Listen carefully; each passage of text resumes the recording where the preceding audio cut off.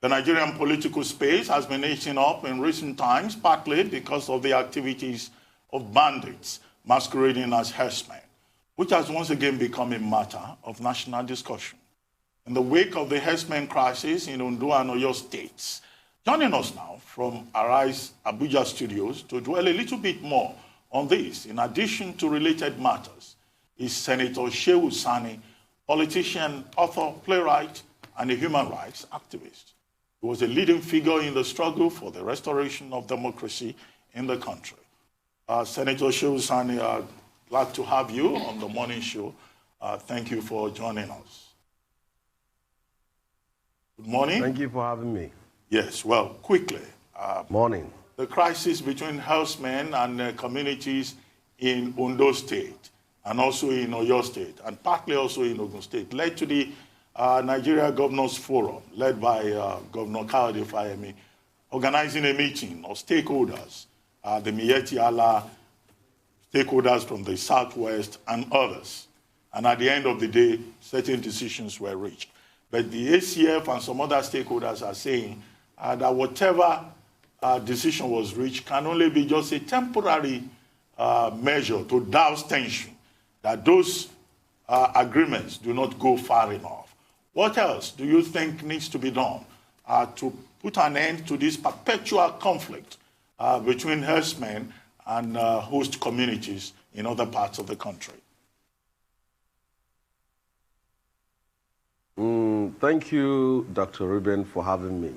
Well, first and foremost, the herdsmen crisis in Ondo and Ogun and other parts of the southwestern Nigeria is part of the continuation of the kind of conflicts we have been having in the north between herdsmen and farmers.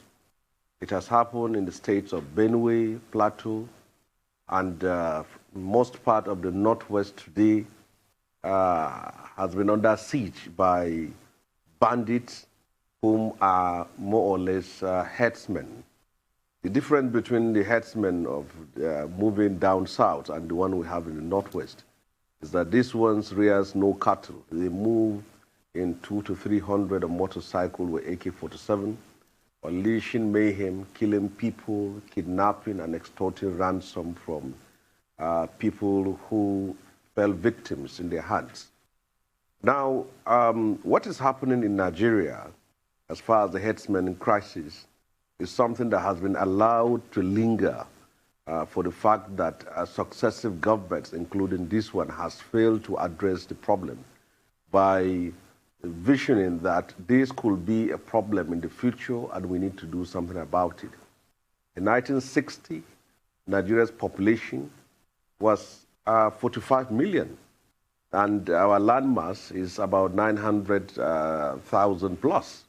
And in 2020, Nigeria's population is 206 million. In the same landmass, you can even subtract the Bakassi. So you see, the population is increasing and the space is not increasing. So we need to be innovative. It's the same problem that's been faced in Senegal and Mali. What policymakers and people in the position of power ought to have done from the beginning is to envisage a Nigeria where it is not possible to do what you have been doing in 1960 to the 80s and 90s to do it in this century. Particularly, the killings and kidnappings have been going on, and what people of Ondo and Ogun State have been suffering is the same thing what we are suffering in North. I wonder how possible it is for anybody to defend or justify the murderous, heinous, and hideous activities of these herdsmen. They occupy lands, they kidnap people, and they extort ransom. It's not possible. Yes. Sorry to interrupt you. We need to take a short commercial break. After that, we'll come back to you. Please stay with us. We'll be right back.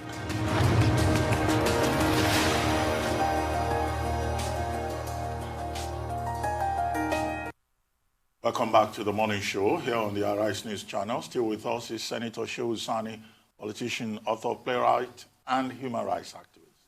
Well, Senator Sani, you were saying before we went on break that we are all in this together, South or North. May just conclude your thoughts in that regard. Yes. What made the Ondo issue controversial was the word quit notice, or phrase quit notice. And that phrase quit notice has been used and abused by different ethno-religious groups and sectional groups. Like the IPOB used quit notice, that the Arewa groups quit notice. And quit notice was also given to Father Matthew Hassan Kuka.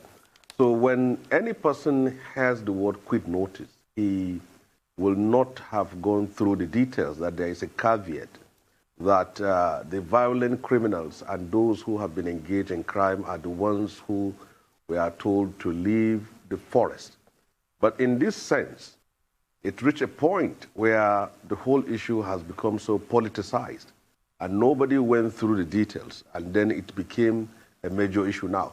But the peace agreement or the dialogue going on between the governments of the Southwest and the Miyetti Allah is a good step forward, but it's not going to permanently resolve the problem.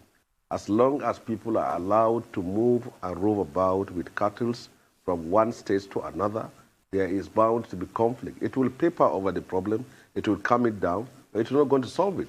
It is for the northern states, particularly where these cattle rearers and the Fulanese ethnic groups come from, for them to set up a grazing reserve and attach to agro-allied industries involved in hides and skin, milk and cheese, and then make business out of it. Cattle business in the 21st century is a multi-billion-dollar business. In the 21st century, it's not possible for people to move about with cattle and through ancestral lands of other persons and don't expect crises and conflicts to come in. And then it goes to the point now that it is affecting the harmonious coexistence relationship that exists between people from the north and those of the southwestern part of Nigeria.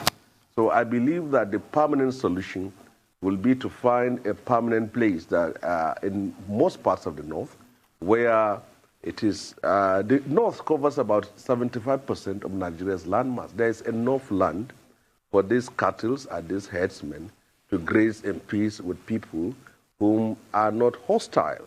So it should be harnessed and it should be used.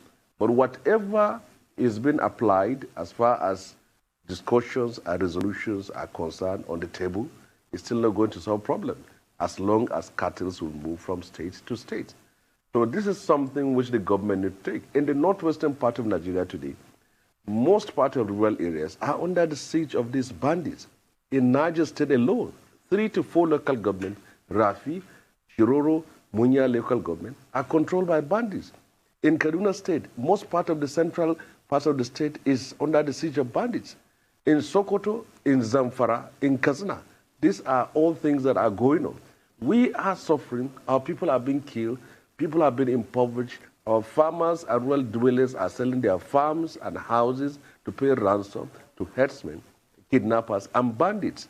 How can anybody in his right senses come out to defend the activities of these people in the name of politics? So I think what is needed is that we should work out a permanent solution. The Federal Ministry of Agriculture in the north and then the federal government and states in the north needs to work out policies and programs that will end this kind of movement which has been causing problems in our country. And would that solution also address the ethnic slant that this has assumed? Because there is the ethnic connotation that we are seeing here. How concerned are you about that? And then concerning the change of guard, yesterday you tweeted your response to the change of service chiefs. You described it as better late than never. They had a meeting with President Muhammadu Buhari yesterday, and the president once again reiterated that progress has been made concerning security in Nigeria. What are your thoughts? Is it better late than never? Would this be a situation where it will get worse before it gets better? Well, the president has no option than to take the steps which he has taken, in the sense that apart from his failure to replace these service chiefs more than a year ago, they have caused so much embarrassment to the country, to even himself as a person, and to his administration. How can you be a president and bandits and herdsmen are killing your people in your very state at the time that you are even in that state for private visit? How could he have allowed them to have reached such a point, extending their tenure in office while they have not been delivering what they need to do? And he kept defending them while his legacy, his name, the reputation of the country is being tattered and lives are being lost every day. If you fail and you are appointed into office and you fail, you need to be sacked so that people will come with new ideas, new strategies, so that they will tackle the problem. So I would say it's better late than never, because he still have those people who are appointed now still have the opportunity to address the wrongs of the previous people who are there. They have some few time to be able to achieve this. So I think that is a good thing to do. But I've had lawyers making issues about the constitutionality and unconstitutionality of it. Well, the right thing to do as far as the Constitution is concerned is to send their names to the National Assembly, particularly the Senate, for confirmation. But the President is quite aware of that as far as these legislatures are concerned. Whether he announces it or he doesn't, he will get his way through. But you know, it's unimaginable during our time for you to do that without being excoriated on the floor of the Senate. That was much impossible for him to do that. So as far as I'm concerned, that the new service chiefs should focus on bringing an immediate end to the kidnapping, the violence perpetrated by herdsmen, by bandits, and by insurgents in the Northeast. Well, it is a fact that some progress have been made in the sense that the issue of bombings in most of the cities in the last 6 years has not been the case. Bombings in churches and mosques, even if it has taken place, it has been on a marginal scale, though we do apologies to the victims who have lost their lives. But when you talk of the kidnappings and the killings you have seen, it has escalated more than at any other time in the history of Nigeria. I come from Kaduna. I live in Kaduna. I cannot move a kilometer outside of the city of Kaduna, even to go to the airport, anything after 5 or 6 p.m.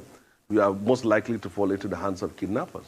We have hundreds of people now in the bush, and monies has to be gathered to pay the kidnappers, to set them free. Many people have been impoverished, selling their homes and their properties to pay kidnappers. For how long this should continue? And the government is virtually not doing anything for the last few years. So we hope that this new set of service chief will do something different. Okay. Thank you so much, Senator Shehu Sani. I just have 3 quick questions for you before we go on a break. Number 1 will be, Sheikh Gumi came out to say recently that the bandits you see are just foot soldiers, that the key actors are living in the city. What's your reaction to that? Secondly, Obas in Yoruba land, the Oni of Ife and a couple of other people. Just wait a minute, sir. The Oni of Ife and a couple of other people and state governors went to visit the president yesterday. What's your take on that too? And lastly, I'll ask you, where is your political bread now buttered? We'll go for a quick break. We'll come back, we'll take those 3 insights, sir.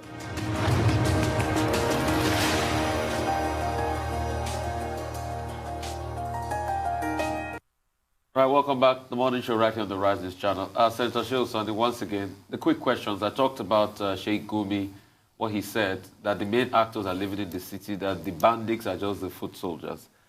Secondly, I asked you about the visit by the Oni and other kings and the governors of Oyo State yesterday to the president. What's your take on that? And thirdly, a lot of people would like to know, where is your political bread being buttered now? Is it PRP, or you're back to the APC, or you've settled whatever squabbles you have? Just 3 questions, sir. First of all, I share the same thought with Sheikh Gumi, who is also a brother that lives in Kaduna, was born in Kaduna, like me here. The reasons for this are simple. Some few years ago, a kidnapper was, a mastermind kidnap guru was arrested in Lagos. And you can see him He has a big property, he has investment, he has all these things to show that these were the proceeds of his crime. But in the case of these bandits, particularly those in the Northwest, they have been collecting hundreds of millions of naira from their victims and families almost every day. But just pick one kidnapper among those who have been collecting this money, extorting this money. You will not see anything of value of 20,000 naira with him. I have never seen any hotel, any estate, any property, any car worth almost 2 to 3 million naira belonging to these kidnappers. So it is possible to relate that these kidnappers were actually front for some people who have been acting behind the scenes. I firmly believe in that. From Kaduna to Abuja, kidnappings have been taking place. Mostly these bandits collect hundreds of millions of naira every day. But each time there is arrest of these culprits, you don't see them even showing that you can see anything of the worth of 40,000 naira with them. So it shows that someone is actually acting behind the scenes. So I believe him in that. Secondly, the visit by the Oni of Ife, His Royal Highness, and other monarchs from the southwest to Buhari is very important. It's important in the sense that they need to let him know on the situation that is in that part of the country. Possibly politicians from that part of the country are playing real politics and being unable to tell truth to power, or being very careful so that they are not being aligned to what is happening or being smeared.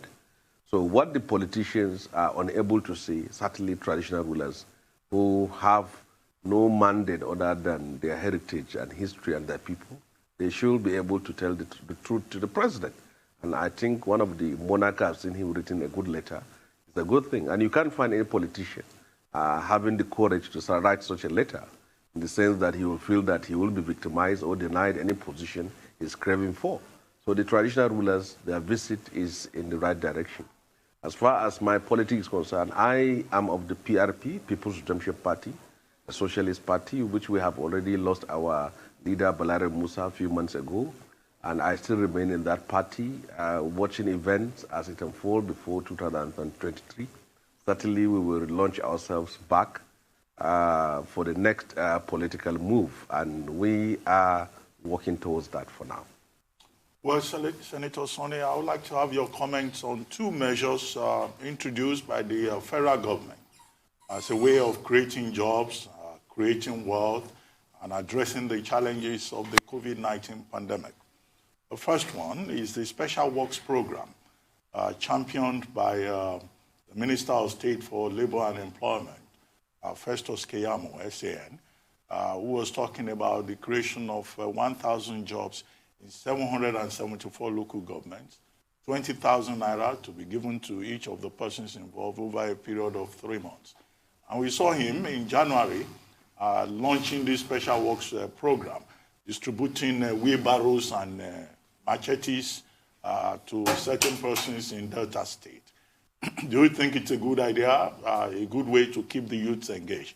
The second one is the social security scheme, which they call the Rapid Response Register, which was announced about 10 days ago, under which about 1 million households will receive 5,000 naira per month over a period of 6 months. And we're told that this will create wealth, this would provide opportunities, particularly for the urban poor, and that register contains names of over 24.3 million Nigerians. What do you think of these measures as a way of assisting the poor in the season of deprivation? Well, a serious country that is interested in addressing the problems of unemployment and creating wealth will focus on the bailing out industries that have once generated wealth, provided employment opportunities for hundreds of thousands of our citizens. Take, for example, in my state called Kaduna, we have about 5 textile industries that have gone out of service.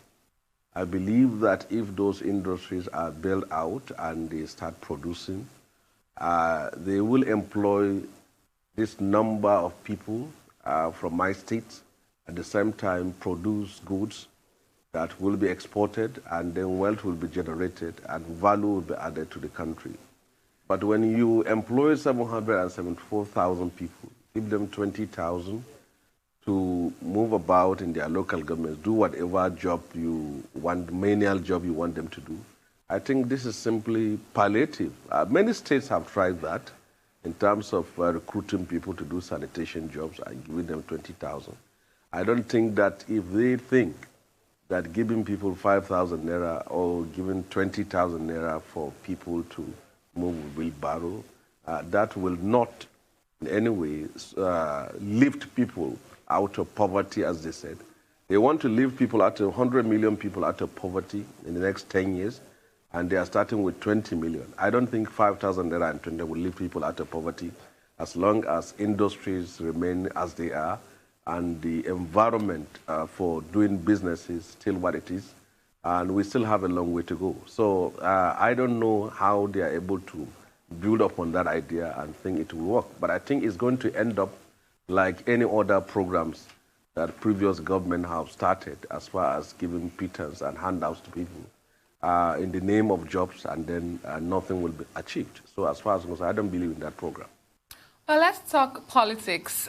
With 2023 in mind and the possibilities of realignment, political realignment, do you see the Southeast having a shot at the rotational presidency, or do you think that the North will be retaining power?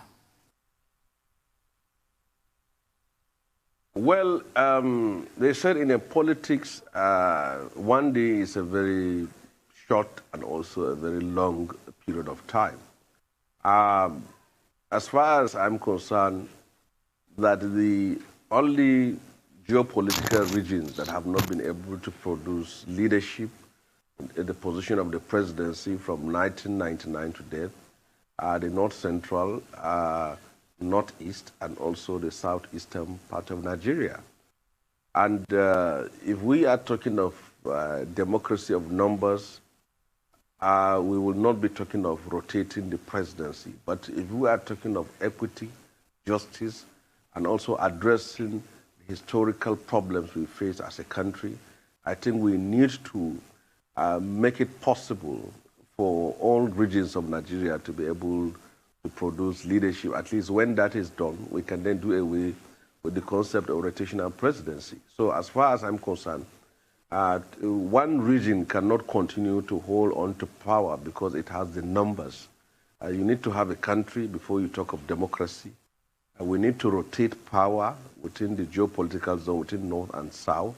That is good for equity, for justice, for peace, and for stability of the country. I think it's very important we understand that as long as some part of the country feel annihilated, marginalized, there will continue to be problems.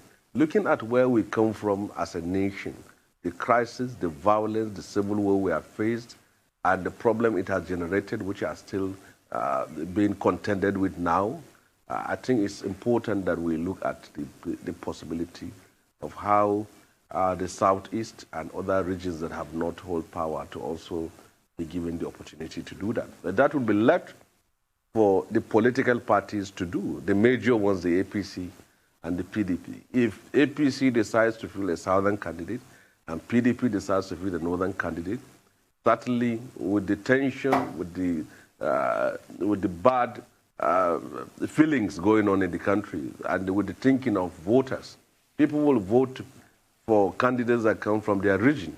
So I think it is for the two main political parties to have sit down, agree, and look at keeping how the country can at least be maintained and sustained and reinforced on the pillars of justice and equity, rather than their own personal interest. As long as one candidate will come from the south, another one will come from the north, I don't see the possibility of achieving that concept of rotational presidency. Right. Real quickly, and we have just a few minutes to go, if you can answer this quickly. Number one will be, what's your take on restructuring? And number two, you talked about jobs. What kind of jobs are the best jobs for Nigerians at a point in time like this? Well, restructuring has been an issue that has been part of the agitation for almost 30 years. And when people talk about restructuring, is informed by the fact that the structure as it exists today is faulty, is faltering, and there is a need to address the fundamental issues of Nigeria that will make this country work. And for now, it has become a political campaign tool. Before 2015, the government in place, before 2015, the PDP government at that very time organized a conference in 2014. Instead of it to move towards restructuring the country, they never did. And that document was simply sent and frozen and kept to dust. And now the APC government picked that issue up before 2015 and said they want to restructure, and people believed them. They believed us because I was part of it at that time. And then after power was taken in 2015, and then the issue of restructuring was frozen. And before 2019 election, the ruling party even went ahead to set up a committee, and then it recommended restructuring. And now they have the House of Reps, they have the states, they have Senate, they have everything, the tool of power to restructure, and they are not restructuring. And now it is now being used also for 2023. So if you can be deceived 2015, deceived 2019, and continue to be deceived in 2023, that restructuring will take place. And well, it's all left for you. But Nigerians have to keep pressurizing that these palliative measures, these interventions done by the state, these cosmetics and palliative acts by government to address our structural problem, it's not going to solve the problem. We need to sit down and restructure Nigeria, restructure politically, restructure economically, restructure socially. If we don't do that, we will simply continue to sink, and the problems will continue to linger without it being solved. Well, thank you very much, Senator Shehu Sani, for joining us on the morning show. Thank you very much indeed.